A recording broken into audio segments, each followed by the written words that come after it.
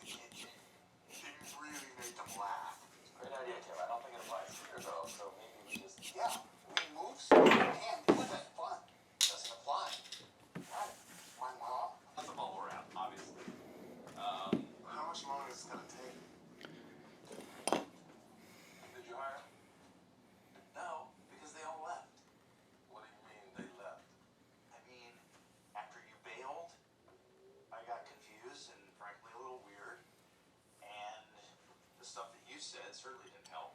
Then I think you should fire me. What are you talking about? I'm not gonna fire you. Yeah. So sadly, it's the best idea on the team. Exactly. I think we're ready to give this. I'm not gonna give you my job. It's my job. I earned it. Here's the thing. Joe saw something in you. She loved you. She gave you the shot, and then you stopped pushing. Senor Loganstein missed. Senor Loganstein. Tell him why it's called that.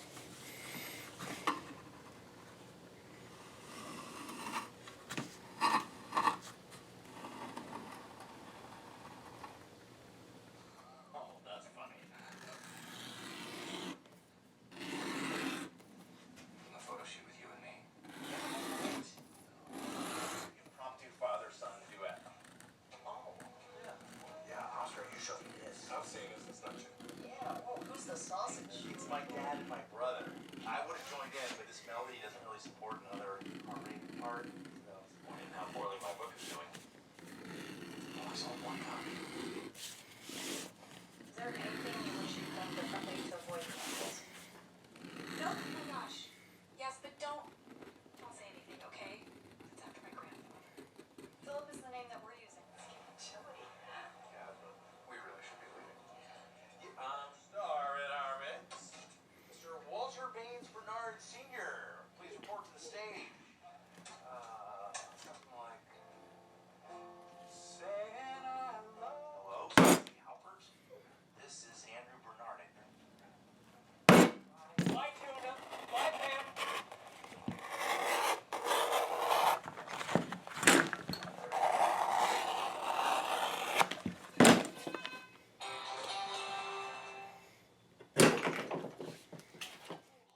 Because I was there. You're the faithful princess. Diana was nothing. I thought you were at your sister's funeral. What I said was, my sister's funeral is this weekend. Didn't say I'd be there. Why is it such a shock that I follow the royal story? Warms my heart. Think about them two kids. Doing it.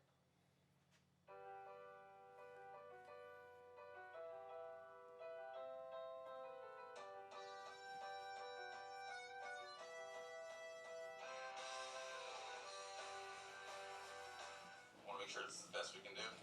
Just got a text from Rob. Scared? There it was. I saw a ghost. What I'm saying is, like, you ever wonder what it was? It was a ghost, I told you.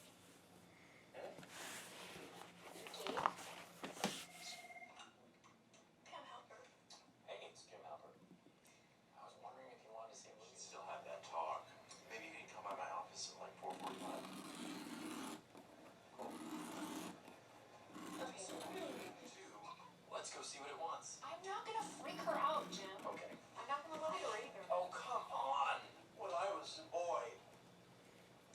It's an empty house. Fear plays an interesting role in our lives. How dare we let it motivate us? How dare we?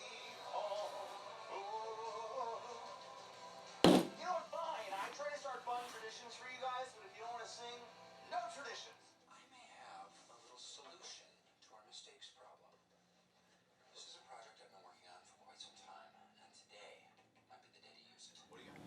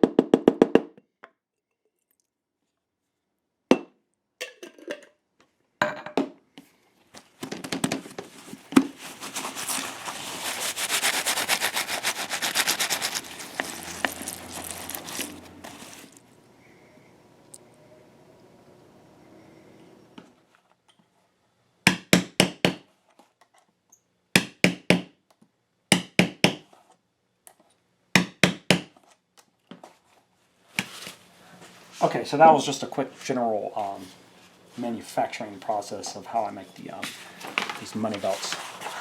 But we are on to dyeing now. And for my particular technique, I use, again, Phoebe's dye, and I'm going to thin it. This is going to be sort of like watercolors. You want your dye to not be full strength. You want to be able to actually be able to be somewhat transparent. So I'm going to take some universal dye here, and I've got an old bottle here that looks like, what do I got in there? Looks like black, maybe. Let me go ahead and pour some alcohol in there. Do be careful. Do this in a well ventilated area. And let me get these. So I use these wool patches that Tandy sells, and I just kind of use them until they get basically disintegrate. So what I want to do,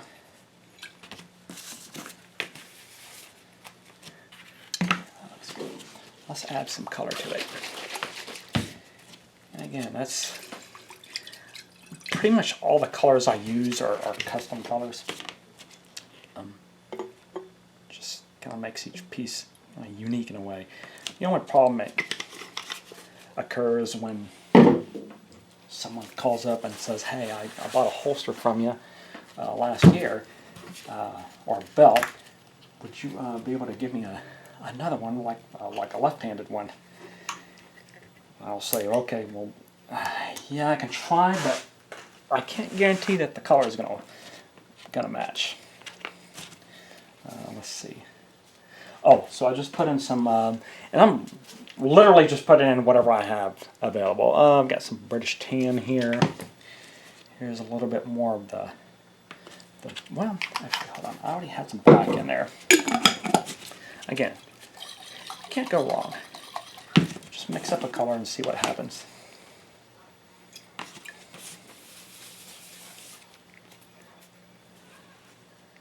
That looks pretty good. Let's just use that. Let's see, make sure I have enough. Actually, I might want to thin it down just a little bit more. Again, you want your colors to be transparent. You don't want full strength dyes on this.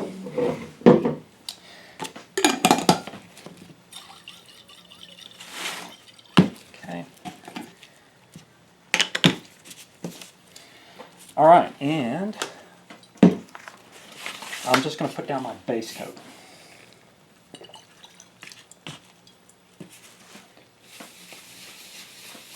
Circles.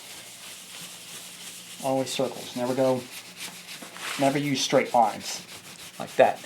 You always want to do circles.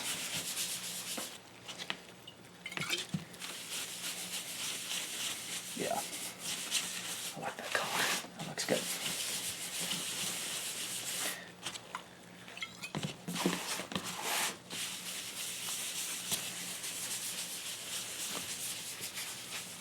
Don't worry if it's kind of pulling up in certain places. You just don't want to see your brush strokes. That.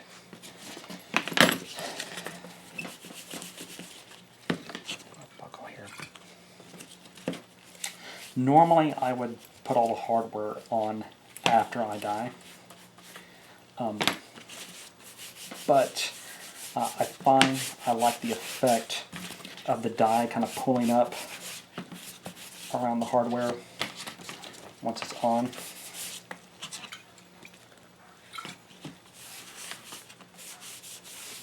Not sure if that makes sense, but the die kind of collects around the spots particularly.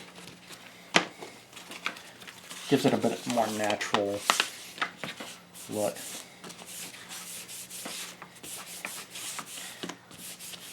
Of course, on your cartridge loops, you have no choice but to use a straight motion here. Try to get both sides. Sometimes I'll take the cartridge loops and just shove them inside the bottle and just shake it around. Get it dyed that way, but I'm not going to do that today.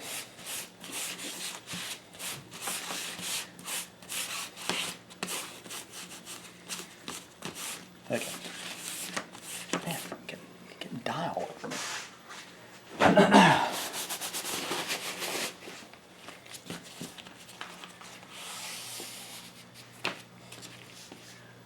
Okay. Let's see. Oh, you can tell. Look at that. Look at that kind of speckling that it's got there. That looks pretty good to me. Now, a purist, someone kind of not into the weathered look, would look at that and say that looks atrocious, but I think that looks beautiful. But we're going to keep going. All right. Now, it's getting juicy. That's all right, don't worry. I'll go along the edges here.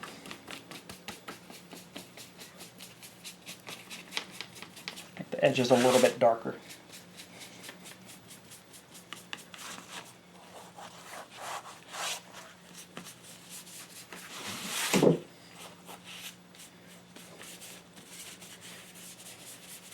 You want to do all this while it's still wet. You want that dye to kind of seep in and spread out. It doesn't spread out quite like an oil does, but now we'll take it. Start dabbing it.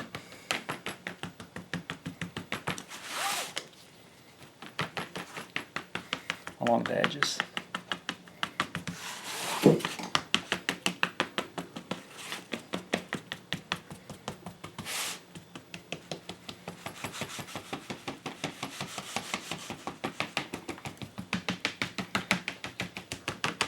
Now it's going to dry. It's going to get a little bit lighter, but you can already see kind of what it's starting to look like. That dye, believe it or not, will actually stain the metal.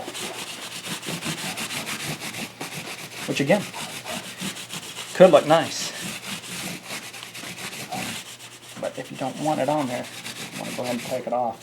You can see that stain's already kind of started to dye that metal. That's alright. I think it looks good.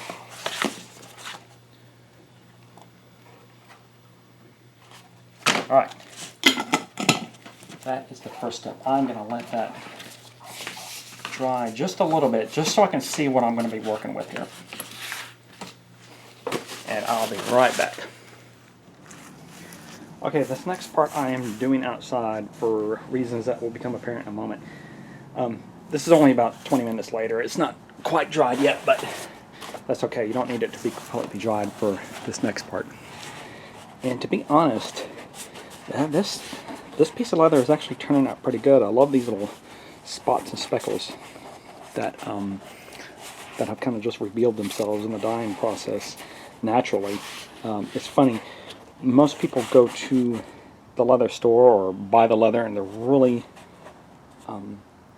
concerned about getting perfectly pristine, the best quality leather that they can. But I'm actually, when I go into the store or order online, I'm looking for kind of lower grade stuff. And you can see you got a little spot right there. I think that looks fine. For the kind of the style of leather work that I often work in. But anyways, so what I've done is I've taken the dye, and as thin as it was, I've gone ahead and thinned it down just a little bit more. And what I'm going to do here is I'm going to channel my inner Jackson Pollock. And take a couple of test swings here. And I've got my little synthetic wool daub here full of dye, and I'm going to just spatter it. And again, this is thinned down like that.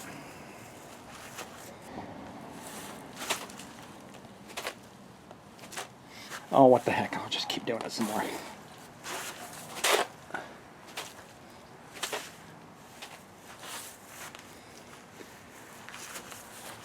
Can't really make any mistakes here. As Bob Ross would say, just have happy accidents. Again, remember the dye is very thin down. So if you make a mistake, it's not really going to show up too bad. You want to keep building layers. That's what it's about. Just building layers of dye and color.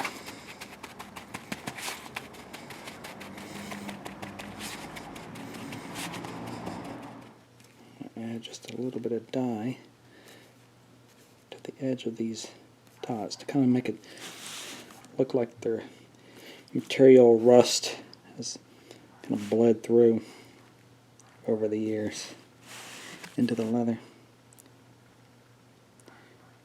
The way I do this is I just take it, put it up against the spot, and then just touch it just to the leather. That's picking that up. Oh man, look at that. Hold on, I just gotta show that. Look at that spot right there. That's what that bluing will do. See that one? That spot has almost rusted right through, and it's cracked when I set it. That looks fantastic. I love that.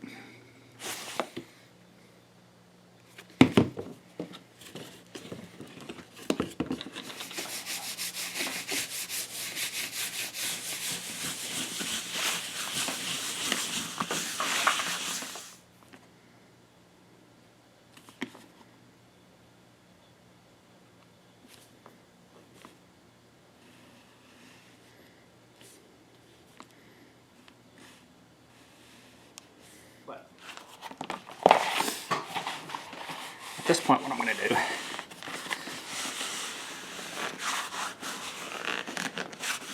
is I'm going to just kind of keep folding it over on itself and rolling it like this.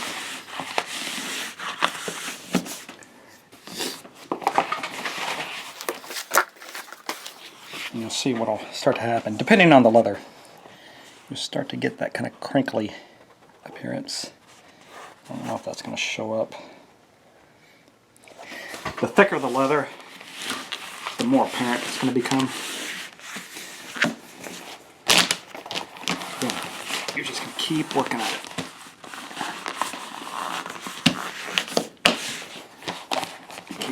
Keep loosening, breaking up all those little fibers.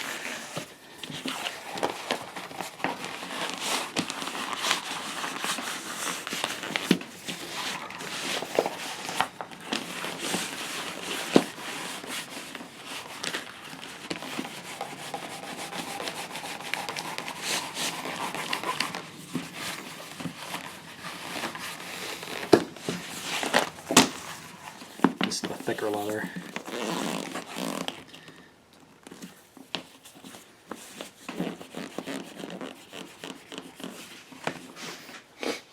Another way you can work out these straps is to find something like this. You can work them on. Make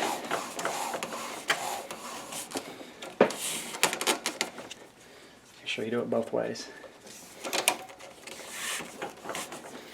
And again, if you want actual cracking in the leather, don't oil it first.